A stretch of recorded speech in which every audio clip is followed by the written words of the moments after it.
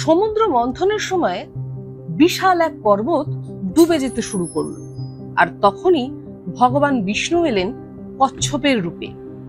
ভগবান বিষ্ণুর 10টি অবতারের মধ্যে দ্বিতীয় হলো কূর্ম অবতার। এই অবতারে তিনি এক বিশাল কচ্ছপের রূপ নেন। দেবতা ও অসুররা একসঙ্গে সমুদ্র মন্থনের পরিকল্পনা করেন। মন্দার পর্বতকে মন্থনের দণ্ড হিসেবে ব্যবহার করা হয়, কিন্তু পর্বতটি ডুবে যেতে থাকে সমুদ্রের গভীরে।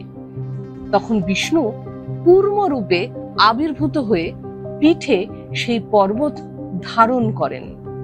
তার এই শক্তি ও স্থিতিশীলতাতেই সমুদ্র মন্থন সম্পূর্ণ হয়।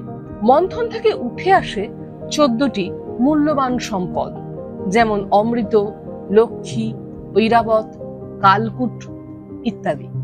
একটা প্রশ্ন কখনো ভেবেছেন, যদি বিষ্ণু তখন এই কচ্ছপ রূপ না নিতেন, তাহলে কি আদৌ অমৃত, লক্ষ্মী বা জ্ঞান জন্মাতো? সৃষ্টির ভারসাম্য ধরে রাখতে একটা কচ্ছপ হয়ে উঠল কত বড় প্রতীক।